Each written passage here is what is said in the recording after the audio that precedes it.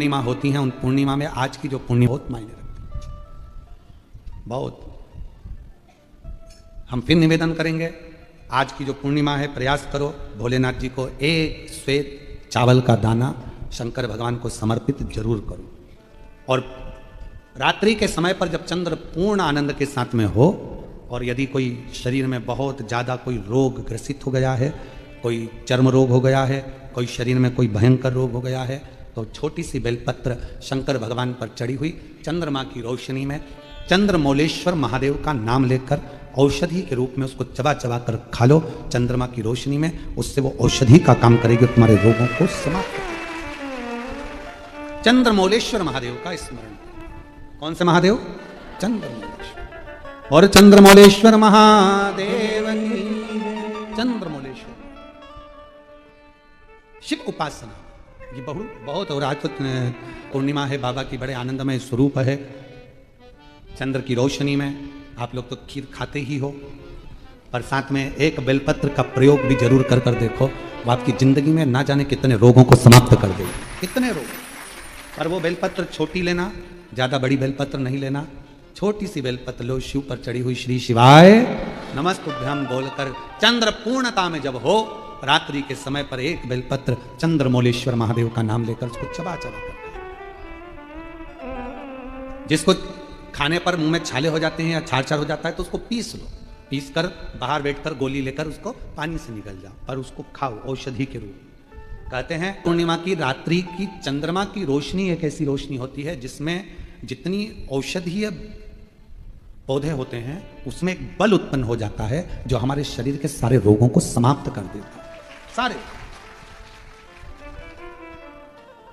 आपके यहाँ खीर रखते हैं, हमारे यहाँ हम हमारे कुबेरेश्वर धाम पर हम बेलपत्र रखते हैं रात्रि के समय पर। और वही बेलपत्र जब कोई बहुत ज़्यादा तकलीफ में होता है तो वही बेलपत्र का चूरा बल सूख जाती है, उसको दे देते हैं, भाई यही पाते रहो, वो औषधीय तत्व है। आप लोग छत पे खीर रखो, हम बेलपत्र रख देते हैं अमृत इसमें, वो तो पहले से ही तो बेलपत्र और बलवान हो जाए, और आनंदित हो औषधि। आज वो ब्राह्मण देवता वापिस चलना प्रारंभ कर दिए, शरीर में काम करना प्रारंभ। पात्र की बड़ी महत्वता। तुम्हारे घर में दीपक रोज लगाते हो रोज? मंदिर में दिया जलाते हो, पीतल का, तांबे का, चांदी का, स्टील का, जो दिया तुम्हारे घर में होगा रोज लगाते हो। बत्ती रोज जलाते हो, 5 दिया होंगे तो कभी बदल बदल के मांझ कर, खासा कर धोकर उस दिए को लगाते हो। पर कभी विष्णु पुराण को पढ़िए, विष्णु पुराण में दीप की महिमा आई है, और विष्णु पुराण में जब दीप की महिमा को हम पढ़ते हैं तो उस दीप महिमा में वर्णन आता है कि दीप देव में इतना बल हो जाता है, रोज दीप लगता है भगवान के सामने, रोज उतारा जाता है, रोज बार बार उतरता है, उस दीप में इतना बल आ जाता है कि यदि कोई बीमार व्यक्ति है और उसका रोग समाप्त नहीं हो रहा तो वो जो दीप है जब वो ठंडा हो गया, उसी दीप को पानी के अंदर डाल दिया जाता है और उसी पानी से उस व्यक्ति को स्नान कराना प्रारंभ कर दिया जाता है तो उसका रोग समाप्त हो जाता है। इतना बल दीप में हो जाता है।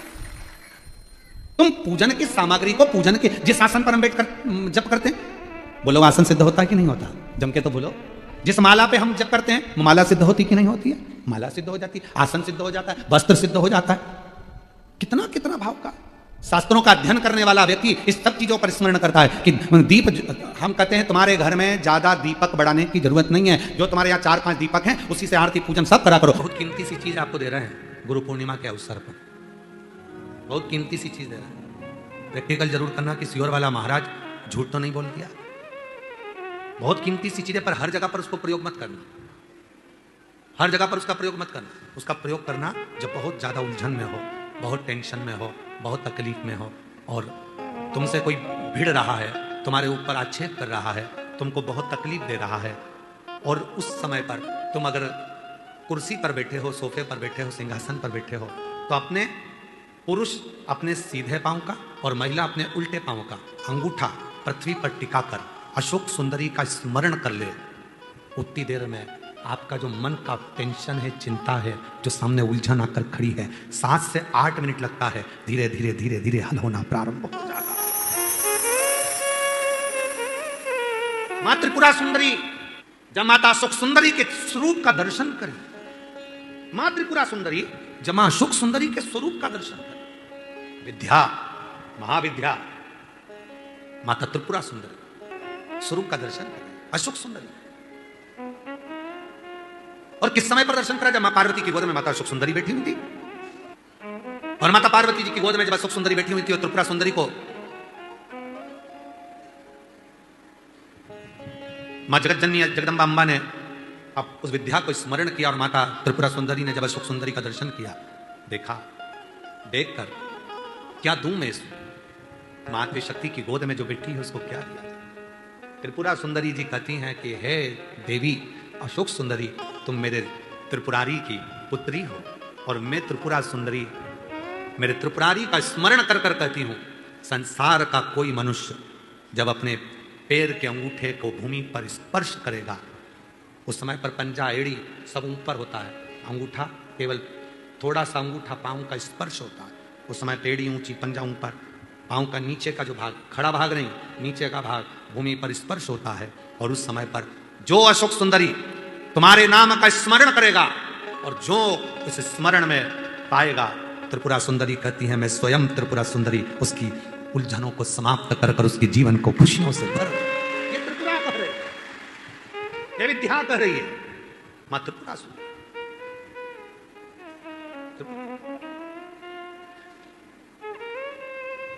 कितना कितना महाराज आप लोगों से निवेदन करें, बहुत विनय।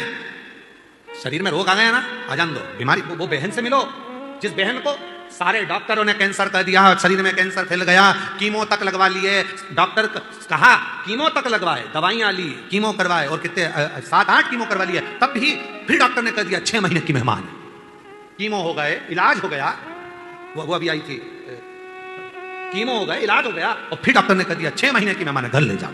घर ले गए, विचार करा, एक बार सीहोर आए, रुद्राक्ष लिया, कंकर शंकर पूजन कर ली, घर गए, लोटा भर के जल चढ़ाना प्रारंभ करा, जल पीना प्रारंभ करा, रुद्राक्ष का जल लेना प्रारंभ करा, फिर विचार करा अब एक बार दिल्ली जांच करा लेते हैं। फाइल लेकर दिल्ली पहुंच गए और दिल्ली के कैंसर हॉस्पिटल में जैसे ही फाइल दी और डॉक्टर ने जैसे ही फाइल देखा, जांच करी और जो जांच करना प्रारंभ करी, अंदर से पानी निकालकर जो जांच करना प्रारंभ करी, तो डॉक्टर ने सारी फाइल नील कर दी। शरीर में एक रत्ती का भी कैंसर नहीं है, पूरा कैंसर समाप्त है, कोई कैंसर। विश्वास। अभी हम उनसे पूछ रहे थे कि बाबा पर तुम्हारा इतना भरोसा? हाँ, आपने कहा था अशोक सुंदरी वाली जगह पर हाथ लगाना और हाथ लगाकर अपने शरीर पर लगाकर श्री शिवाय नमस्तुभ्यम कहना। मैं रोज करती हूँ, प्रतिदिन करती हूँ। वो करी थी मेरा छोटा सा बच्चा, डॉक्टर ने 6 महीना दे दिया, मेरे बाबू को कौन संभालेगा, मेरे बच्चे को कौन संभालेगा, मेरे बेटे को कौन संभालेगा, जिसको उसका पति गोदी में रखा था। मैं अपने अशोक सुंदरी की जगह पर हाथ रखकर कहती थी बाबा मेरे बच्चे के लिए मुझे प्राण वापिस दे दे।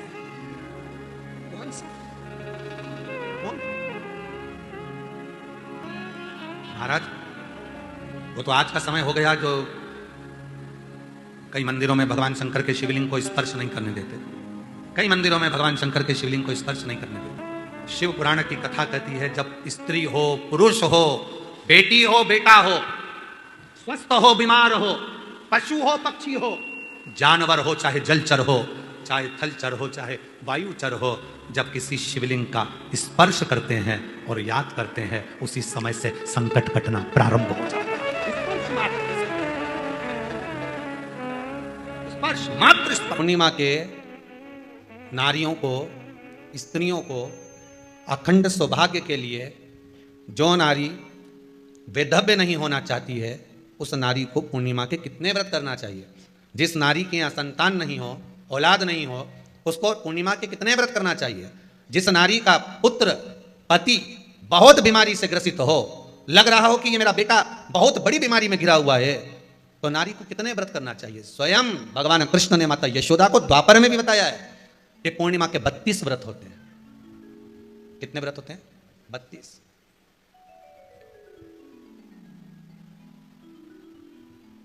स्वयं भगवान कृष्ण यशोदा रानी को, माता यशोदा जी को भी बता रहे हैं 32 व्रत। अब आपको किसी ने बता दिया होगा कि 8 कर लो, 7 कर लो, 6 कर लो, 12 कर लो, इसलिए आपने बोला कि 12 कर लीजिए, 32 कर लीजिए। अरे यहां तो द्वापर की कथा भी कहती है। यशोदा जी ने एक बार भगवान कृष्ण को रोक कर कह दिया, ए कन्हैया रुको। कन्हैया बोले बोलो मां क्या बात है?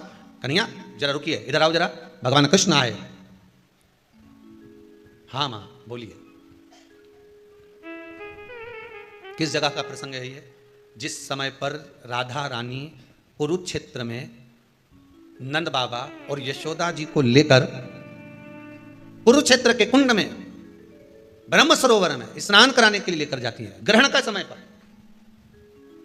और जब भगवान कृष्ण उस कुरुक्षेत्र के उस सरोवर में स्नान करने आते हैं, तब यशोदा जी ने अपने लाला से प्रश्न किया है, पूछा है, नारी वैधव्य होकर ना मरे,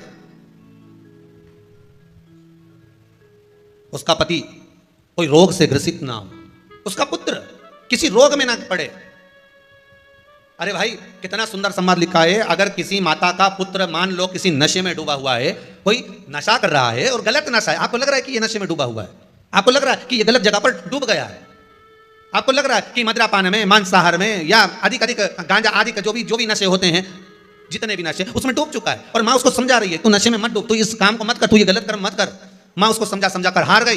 तो मेरा माताओं से निवेदन है, आप उसको समझाना बंद कर दो, एक काम करना प्रारंभ कर दीजिए। हमें जो शिव महापुराण के माध्यम से शास्त्र कर रहा है कि आप 32 पूर्णिमा के व्रत प्रारंभ कर दो। उसमें करना क्या है, आपको केवल जिस दिन व्रत रहे रात्रि के समय पर कोई भी मीठा कुछ भी सामग्री आप चंद्र की रोशनी में, चंद्र को अर्घ देने के बाद, पूजन करने के बाद उसको रखो, और वही सामग्री जो नशा कर रहा है उसको पूर्णिमा के दूसरे दिन उसको खिलाओ।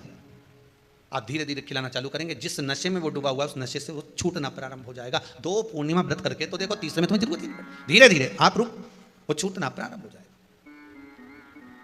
स्वयं भगवान कर रहे हैं, यशोदा मैया ने कन्हैया को रोक लिया कुरुक्षेत्र के उस मैदान में, और भगवान कृष्ण का दर्शन माता यशोदा जी करी। बहुत दिनों के बाद माँ को, आज माता यशोदा को लाला का दर्शन हुआ, बहुत समय के बाद, जाने के बाद, बहुत समय के बाद। इसलिए निवेदन है, महालक्ष्मी पूजन करने वालों, लक्ष्मी जी की पूजन करने वालों, माता लक्ष्मी का स्मरण करने वालों, थोड़ा सावधानी से स्मरण करिएगा।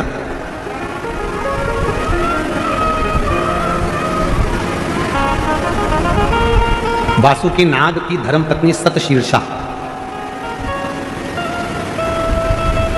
कौन की पत्नी है?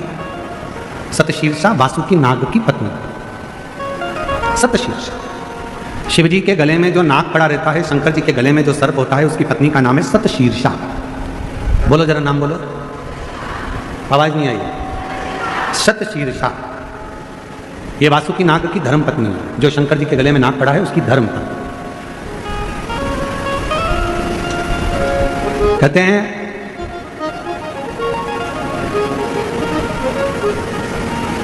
जब गर्भाशय के अंदर, पेट के अंदर या गर्भाशय के अंदर कोई गांठ पड़ जाती है, कोई गठान आ जाती है या पथरी हो जाती है, तो दुर्वा का जो दुर्वा बोलते हैं, दूब बोलते हैं उधर, जो हरी हरी दुर्वा होती है, गणेश जी को चढ़ती है दुर्वा, एक बेलपत्र शिव जी के शिवलिंग पर चढ़ाकर वासुकी नाग का स्मरण कर सतशीर्षा माता का नाम लेकर यदि प्रातः के समय पर वो बेलपत्र और वो दुर्वा खाना प्रारंभ करा जाए तो लगभग 20 से 22 दिन लगते हैं, और गर्भाशय में कोई गठान हो, पथरी हो, तो वो धीरे धीरे गलना प्रारंभ कर देती है।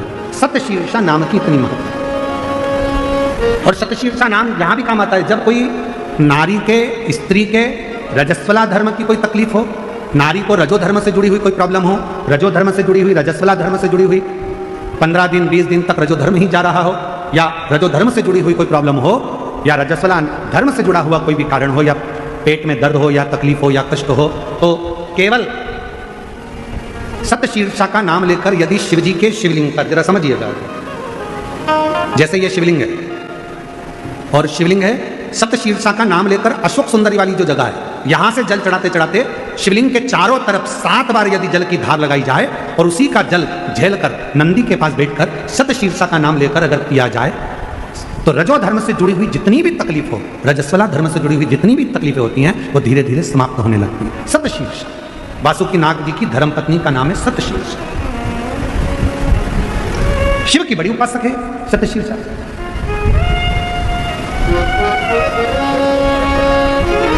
कहते हैं जब समुद्र का मंथन हुआ, देवता और राक्षसों ने मिलकर मंथन करा और वासुकी नाग की नेति बनाकर, सुमेरु पर्वत की रई बनाकर जब मंथन करना प्रारंभ करा कच्छप भगवान की पीठ पर, और मंथन करते करते जब सब लक्ष्मी, माणिक, मोती, ऐरावत, अप्सरा, गंधर्व सब आनंदित, विष, अमृत सब निकल गया, तब आखिरी में जो नेति थी, वासुकी नाग थे, उनको ले जाकर एक कोने में डाल दिया। घिसते वासुकी नाग का पूरा शरीर बेकार हो चुका था, पूरा शरीर बेकार हो गया। तब शिव महापुराण की कथा कहती है, सतशीर्षा ने अपने पति वासुकी से कहा कि तुम चिंता मत करो, तुम्हारे शरीर में बहुत कष्ट हो रहा है, मैं जानती हूं, मैं ये जानती हूं कि तुम्हारे शरीर में कष्ट हो रहा है, तुम चिंता मत करो। सतशीर्षा ने अपने पति के पास में बैठकर शिव के नाम का उच्चारण करना प्रारंभ करा। तब देवाधिदेव महादेव जिस जगह पर वासुकी नाग पड़े हुए थे, गिरे हुए थे, रखे हुए थे, क्योंकि शरीर की हड्डियां टूट चुकी थी, पूरा शरीर कंकाल हो चुका, मंथन कर सतशीर्षा ने उनके पास में बैठकर शिव जी के नाम का उच्चारण करा और भगवान के नाम का जो उच्चारण किया, तब देवाधिदेव महादेव प्रकट हुए और भगवान वासुकी को शिव जी ने कहा कि तूने इतना कष्ट झेला है देवताओं के लिए, इसलिए मैं तुझे अपने गले में धारण करूंगा। वासुकी को सतशीर्षा के कहने पर वासुकी नाग को शंकर भगवान ने अपने गले में धारण कर दिया। सतशीर्षा वासुकी नाग देवता की धर्म पत्नी, एक ऐसी धर्म पत्नी जो भगवान शंकर की आराधना में, साधना में, भजन में, कीर्तन में, स्मरण में डूबी रहे, वो और सतशीर्षा का ही क्रम करता है, सतशीर्षा की ही कथा करती है, सतशीर्षा की ही कथा वर्णन करती है, सतशीर्षा का ही चरित्र करता है। कार्तिकेय बाबा से वर मांगा था सतशीर्षा ने कि कार्तिक महीने में यदि कोई शिव मंदिर में जाकर यदि कोई दीप दान करे, शंकर के मंदिर में यदि कोई दीप दान करे, शिव के मंदिर में यदि कोई दीप दान करे, तो हे प्रभु कार्तिकेय जी, कार्तिक महीने में यदि कोई शंकर के मंदिर में दीप दान करे तो ऐसी कृपा करना कि संसार सागर में वो बार बार जन्म ना लेकर शिव के धाम में ही स्थान ग्रहण करे, ऐसी कृपा कर। ये सतशीर्षा है।